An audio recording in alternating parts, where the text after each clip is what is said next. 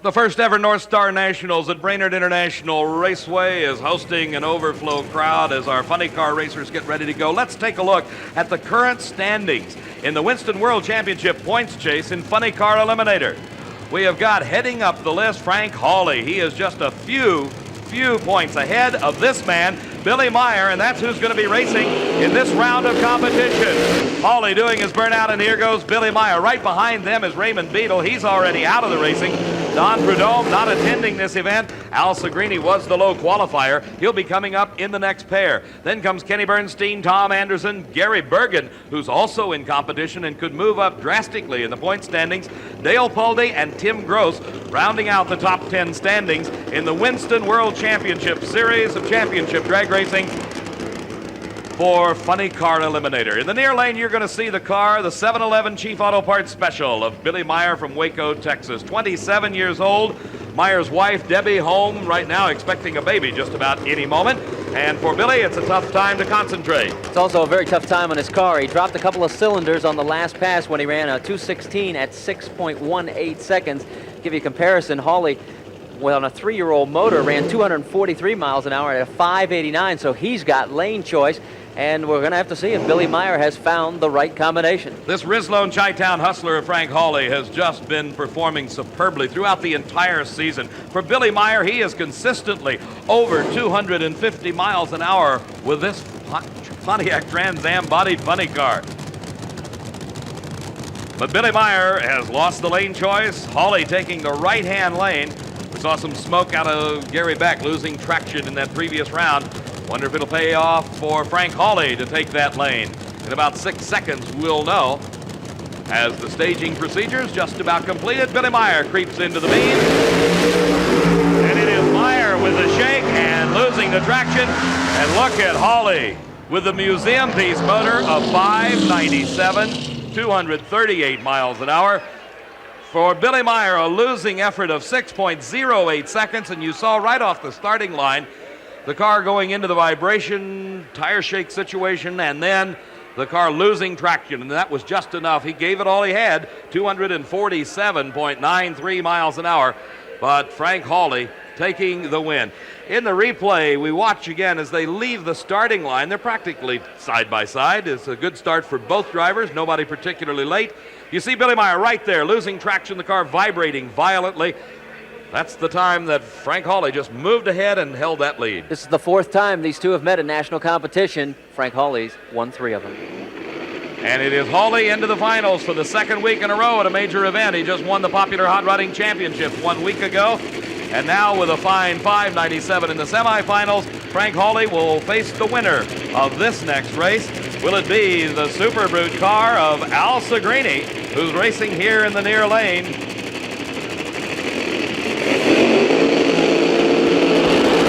Or will it be this man, the Orange Baron of Gary Bergen from Stanton, California? And I'll tell you, Marty, Gary Bergen showed them all how it was done in round number 1. Bergen got a 597 with a 3. He's got the lane choice over Segrini. He's going to take that right-hand side. Ran 246 miles an hour, and when I went back into the pits to take a look at the cars, they were back together, ready to go. He had just singed a couple of cylinders, or a couple of pistons, I should say, but nothing major. He is ready for action. When we talk about singeing and burning and what have you, what actually happens is that a cylinder will lean out to the extent that the piston literally melts, or it distorts itself to the extent that the piston rings don't do the job that they're supposed to do, and that can cause some rather severe damage internally. When you see a lot of smoke out of an engine at the finish line, that generally is what has occurred, that the engine has leaned itself out to the point that it's literally melted the pistons, and I mean they can burn holes right through them. Looks like a welding torch hit them. And of course, in about an hour and 30 minutes, they can have them all apart, back together again, in a brand new engine on the starting line. For Al Segrini, he had a 597 in round number 1, and of course, it was to the thousandth of a second to determine who had low ET. You know, the only thing about burned pistons is after you've burned them, about the only thing they're good for is ashtrays. Ashtrays are paperweights, that's it. You burn a big enough hole in them, you're going to burn up your desk if you try to use them for an ashtray. But for Al Segrini, he's not thinking about burned pistons. He'd certainly sacrifice one of those aluminum lambs if he had to get into the finals here at the NorthStar Nationals. Segrini won the Winter Nationals over Raymond Beadle, and he was runner-up at the Spring Nationals to Frank Hawley. So, can Al Segrini make it to the finals or Gary Bergen? It will be whoever gets to the finish line first without a red light, crossing the center line, or going out over the outer extremity of the track. That's enough problems, notwithstanding the fact that you got to beat your competition. Oh, and Gary Bergen just fries the tires. Looks like days of old. And boy, you talk about Segrini. Ladies and gentlemen, a 596 at 237 miles an hour. Tremendous blast by Segrini. And that's got to put him in definitely a favored position over Frank Hawley, and that dispels all theories about a one-lane racetrack. Because Al Segrini was in the left-hand lane, and he just ran 596. As we watch again, you'll see what happened to Gary Bergen. He just blistered the tires right off the starting line, smoked them in like the days of old when the tires and the rubber compound were very hard, and that's the way drag racing used to be. Just tire smoke from start to finish. But they found out that when the tires are smoking, they are slipping, and you don't move ahead as rapidly as you can. For Segrini, a picture-perfect run at 5.96 seconds gives him lane choice in the finals, as he will face up against the Rislone Chi-Town hustler, Frank Hawley, doing the driving.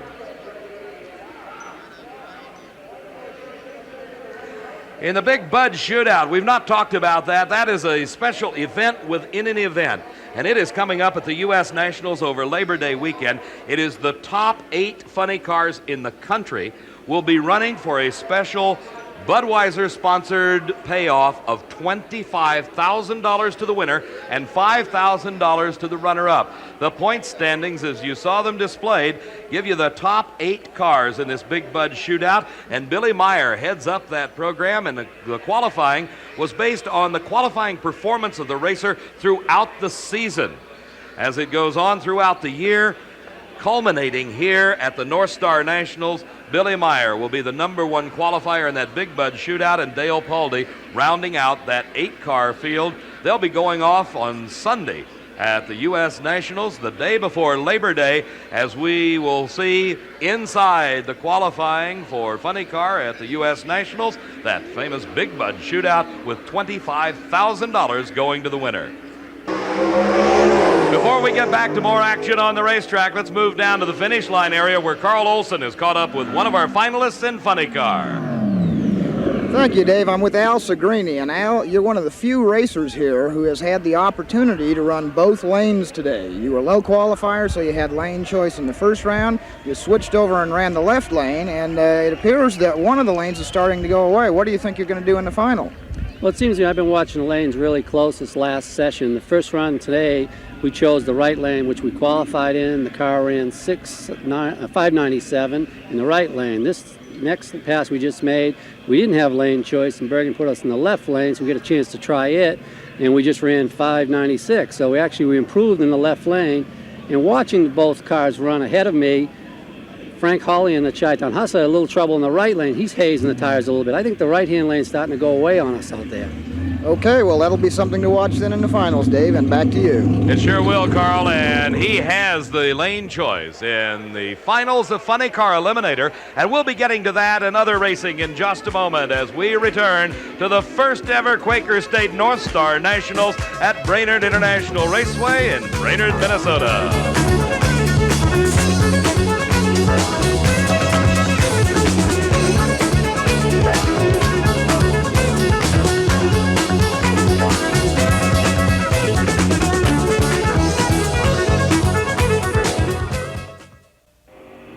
At the NorthStar Nationals at Brainerd International Raceway, I'm Dave McClelland along with Marty Reid and Carl Olson, and we're set to go into Super Gas, one of the new innovations in championship drag racing on the national event circuit for the first time during this 1982 season. This is a potpourri of race cars like you've never seen before. That's right, that is a 55 Chevrolet across track from us. That is Greg Holm from Buell, Minnesota. His car is powered by a 454 cubic inch Chevrolet. Nearest our ESPN position, Dan's Rust from Maple Grove, Minnesota, with his Camaro.